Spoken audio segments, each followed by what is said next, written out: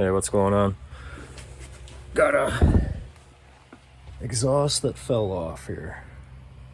I gotta remake some hangers. I'll try and get you up in there.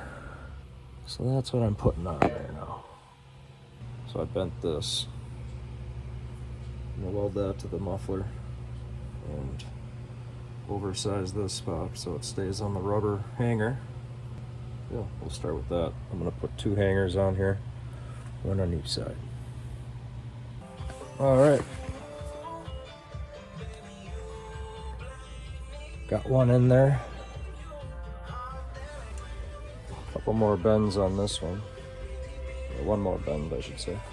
That's what it looks like with the light on.